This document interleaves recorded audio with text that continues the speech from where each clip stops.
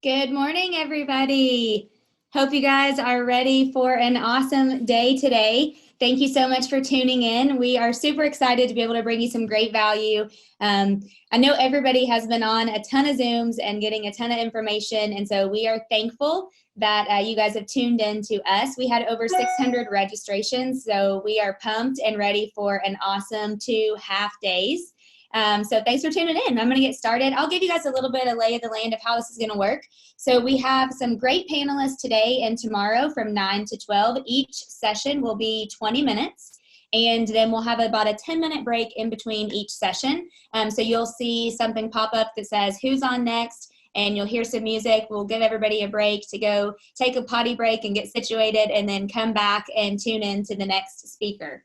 So I am going to kick us off today. So again, thank you guys for being here. I know we invited realtors from all brokerages. We just want to come together today and unite and bring value and really help each other, because that's the great thing about being in real estate and about being a realtor, right? You have flexibility. I know a lot of people get in this business for schedule and for the economic return. And so we want to keep that rolling. And I understand that right now we're in a kind of different time, right? We're in uncharted territory. And so the great thing about Shift is that the very first tactic starts with get real, get right. And so that's all around mindset and action. And I don't know about you guys, but I've been needing some mindset and action tactics the last couple of days myself. So we're going to kick it off with that. So before we actually talk about getting real and getting right, in a shifting market and what that looks like, I would love for every person on to grab a pen and paper, and I want you to write down these 5 words. So grab a pen and paper and write down these 5 words. I was born for this. And add an exclamation point or several. I was born for this. Because here's the deal. You were born for this opportunity. You were born to add value to other people's lives during this time and to help people. You were born for this. Most of you got into the real estate business because you love what? You love helping people. You love making a difference in people's lives. And so as we enter into this opportunity, I really want you to feel that you were born for this. If you're taking the time to invest in yourself and your business, over the next 3 hours today and then the 3 hours tomorrow, that tells me that you are learning based, that you care deeply for your business, that you want to succeed at a really, really high level. And in order to do that during a shift or a crisis, you have to have the mindset very first thing. So you were born for this opportunity, and that has to be your mindset. And so visually, I would like for you to just truly see it as an opportunity. And I want you to just keep that in your head as we go over the next 15-ish minutes and run through what it looks like to start with tactic 1 and get real and get right. So, and just a quick reminder, if you have questions, you can type them in the chat box. We have muted everybody just for noise sake. So if you have a question, type it in the chat box, and we've got the lovely Shannon and Blair who should be able to get to as many as they possibly can. So, okay, first we're going to start with the 4 principles to mindset and attitude. And I just want to quickly run through these, and you can jot them down, and we'll be happy to send these notes too. So there's 4 principles to mindset and attitude. Number 1 is the lens principle. And what the lens principle means is how we see ourselves is how we see others, right? So it's like looking through a lens. How we see ourselves is how we see others. The second principle is called the pain principle. And that principle means hurt people hurt people. So when you don't have a great mindset or attitude and you are somebody that's hurt, usually those are the type of people that tend to hurt other people. The third principle is called the mindset principle. And this means your mindset literally controls everything. And here's the key to this one. Successful people have a different mindset than other people do. You can think of the most successful people that you know, and chances are they have a different mindset than someone that maybe isn't that successful. And then the fourth principle is the learning principle. And so this one talks about every person that we meet and encounter, they can teach us something, right? So that's what's going to happen over the next couple hours today and tomorrow, because you're going to get to learn from a lot of different people. So we have the ability to make choices. And here's the truth. The choices are actually what make us, right? We may have to make some different choices, for lack of better words, as we go into a shifting market. We may make different choices that could be tough. They could be cutting our expenses, which we're going to talk about actually next after this. They could be, maybe really getting purposeful with holding the people accountable that you pay. There's going to have to be some tough choices to make. You're going to have to do things different. Yet those choices are going to be what makes us during a shifting market. So when a shift occurs, sometimes confusion can follow. And what that means is not only in the market, but really in your mind too, right? People sometimes feel confused when something is not the norm.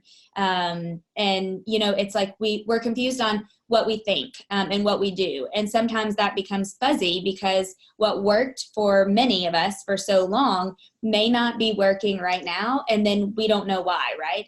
So what I would encourage you to do is don't let yourself panic. Keep fear at bay. Because many of you have heard this before, but it bears repeating. So fear, the acronym, it can mean two things. It can mean forget everything and run, or it can mean face everything and rise. And the great thing about that is that's your choice. So you forget every run, or you can face everything and rise. And my hope and my prayer is that you guys are all choosing to have the attitude to face everything and rise, because it's your choice. So I want to share with you something, and actually Linda and I talked about this on our podcast a few weeks back before the pandemic of Corona started. And it's about what happens okay, let me back up. There are people, when a change occurs, there are 5 different types of people, 5 different types of human beings and how they react to change, okay? So the first group, I'm going to give you these 5, and you may want to write these down, because here's the deal. When a market shifts, there's only one thing to do, and that is to shift with it. So, and that's the tactics that you're going to learn over these live streams. However, all as human beings, we are one of these 5 things. We're in one of these 5 categories. The first category is the innovators, right? And only these are the people who they have the big idea first. These are the innovators. Only 2.5% of people are actually innovators. Then there are the early adopters. The early adopters, they may also have an idea, but they're going to take the big idea of the innovator and they're going to immediately act on it. So they don't wait for anybody else. They don't see what anybody else is doing. They immediately act on what that big idea is. And 13.5% of Americans are early adopters. Then you move to the third category, which are the early majority. And this is where it gets a little higher. The third and the fourth category are the highest percentage. 34% of people are early majority. And what this means is they want to look down and see that it's been done and see that it's been done right, and then they'll hop on and do it. And then you move to the fourth category, which are the late majority, and 34% of people are also a late majority. And these are the people that they want to see everybody else do it first before they're going to think about doing it. Then the last category are the laggards. And 16% of people are laggards. And laggards are just people who they don't like change. They don't like it. They're never going to like it. They're probably not going to change. They're stuck in their ways. So they aren't going to do it. They're going to be left behind. And sometimes they really don't care. So we have to get real about our situations. And then we have to get right about what we are doing. And I would really encourage each of you to kind of think and be really honest with yourself. Where do you fall into each of those 5 categories? Would you say that you are an innovator? Would you say you're an early adopter? Would you say you're early majority? Are you late majority? Or are you a laggard? And be honest, because there's not really a right or wrong. But what you need to do is you have to get real so that then you can get right.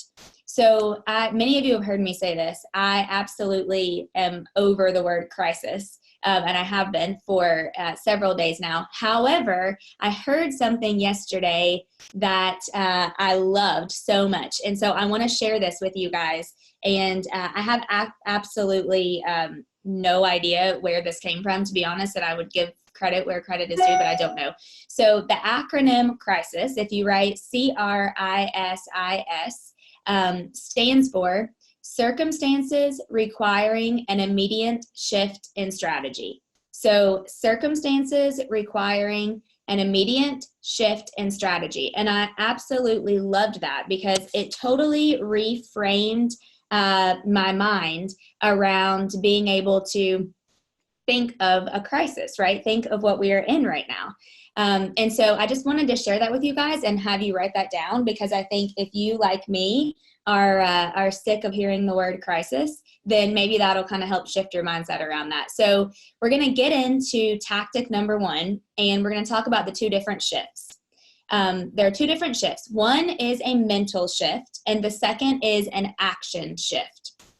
So first, we're going to talk about a mental shift. So to survive in a shift, you first have to make the mental shift, and you've got to run towards what you want the most, and you have to avoid the temptation of running away from what you fear the most, because we all have fears, right? One approach lifts you up, but the other kind of brings you down. So you really have to think about what it would look like to have that different mindset of the mental shift. Are you running towards fear? Are you running away from it? Do you want to have the one that lifts you up or the one that brings you down? And I want you to just remember, success is never about the chosen few, but it's always about the few who choose. And that's why we talked about choices in the very beginning of this, because we all have a choice. And I don't know about you guys. I would say the answer is yes. But if you are like me, I want to get on the other side of this and have grown, and I want to be better, and I want to have added so much value to people that they remember me during this time. And I know many of you are like that too. And so we have to choose to take actions to do that. So there are 3 types of people who will emerge from a shift. And this is tried and true. It happens every single time. So you may want to write these down. The first person is those that fearfully predict the worst and are unnecessarily pessimistic. And you guys can probably think of a few people like that you know. So they fearfully predict the worst and they are unnecessarily pessimistic. The second are those who hopefully wish for the best. They believe that they cannot fail, and they are actually unrealistically positive. So the beginning of that, you may thought, that kind of sounds like me, or that's something that I may want to be like. However, listen to the third. The third is those who respect the fact that they might fail, yet they actively prepare for the worst and they strive for the best. So out of the 3 different types of people who will emerge from a shift, my hope, again, is that you guys choose the third. Because when you get yourself in a great mindset and you are making the correct choices, and you know that you may fail, but who cares? Because every time we fail, we learn, right? So that's okay to fail. The greatest successors in the world have all had tons of failures. You actively prepare for the worst, and yet you strive for the best. So which one are you going to choose to be?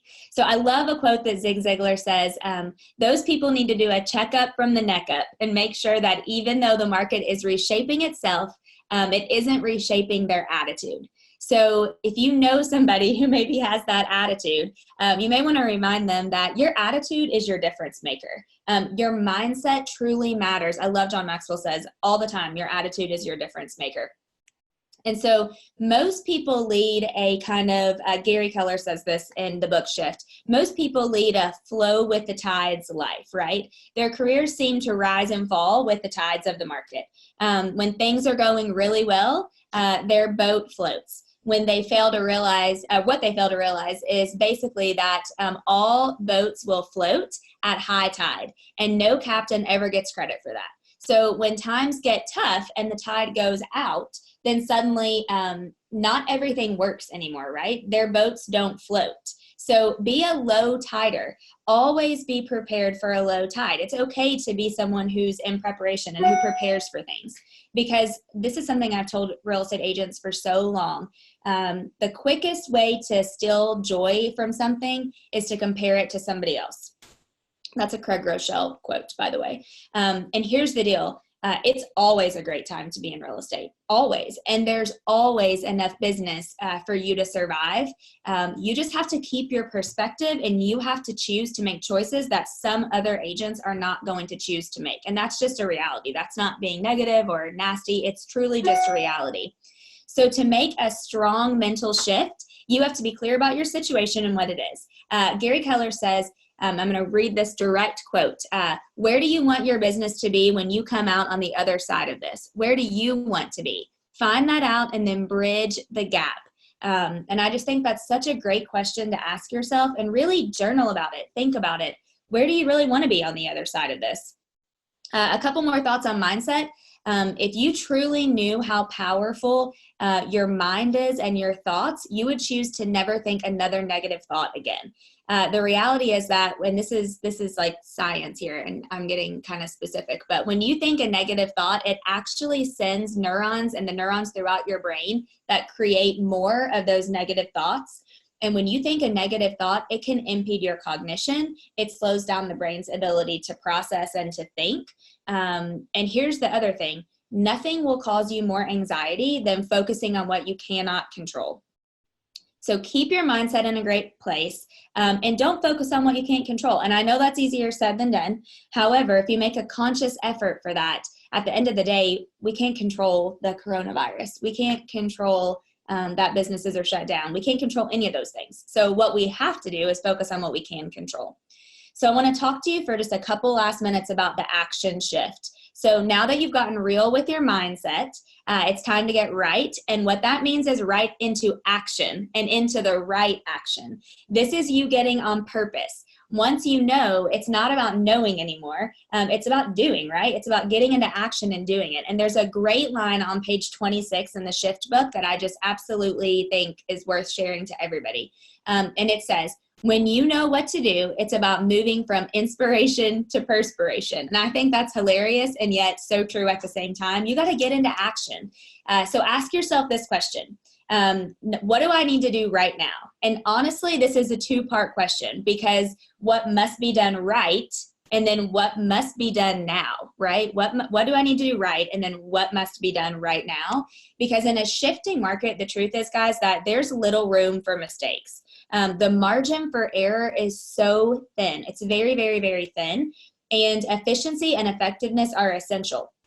When we're in a shift, we don't have time to make errors. Our people are looking to us, most of them with some fear and panic, so we can't make errors. We don't have time to make errors. The two actions right away that realtors must take, personal ownership of, no matter what, are lead generation and lead conversion, okay? So nothing becomes more critical at this time than finding motivated buyers and motivated sellers, and then closing them to an appointment.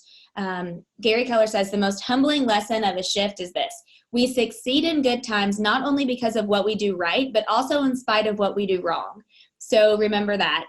And then I want you guys to just think about these last couple of thoughts and kind of let them just soak in. So let's just take a breath and slow down. And I want you to let these soak in. So you are a person of value. You value your clients, and you go out and you add value to your clients.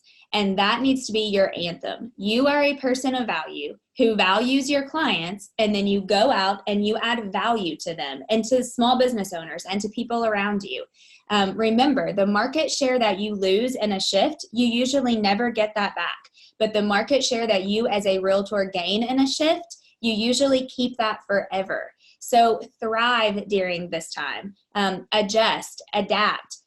Do it quickly. Don't wait. When you hear things that people are doing and you see these things, don't be too caught up in, that doesn't happen to me, or that's not going to happen to me. Realize that this is a time to get better. Big people get better during difficult times. They don't stay at home in their jammies and not make their bed and then get back in their bed later in the afternoon when they feel like the world is closing down. They get up, they get ready, and they get bigger during difficult times. So I also want to leave you guys with this. If you have not watched the John Maxwell live streams this week, you can go back and watch the recordings, but they're awesome. And one of the biggest takeaways for me was, do you know the difference between optimism and hope? And these are two big things. And remember, Optimism is the belief that you will get better. Hope is saying together, we're going to go make things better. And there's a big, big difference in that. So which one are you going to choose to be? Because remember, guys, you're a leader. You're a leader in the real estate industry, whether you think you are or not, you are. And the thing that we know about leaders is they show up early, and quite frankly, they show up with clarity. They have the vision, they adapt, and they shift quickly.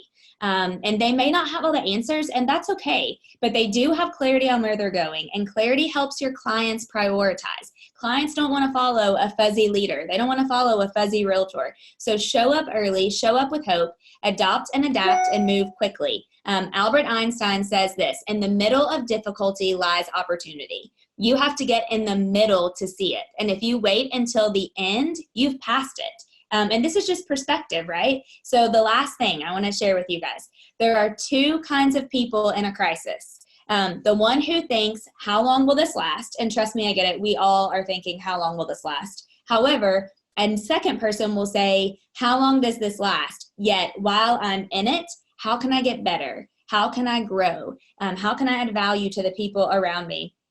How can I show up every day and be the best leader for my people, for people who don't even know me? Remember, the thing about social media now is there can be people that are following you that you don't even know, but you're sending out a message to them. So which one of those two people do you want to be during this crisis? Do you want to be the one that keeps thinking, when is this going to stop? How long is this going to last? Or are you going to be the one that thinks, okay, while I'm in it, because I can't control it and there's nothing I can do about it, how can I get better and how can I grow?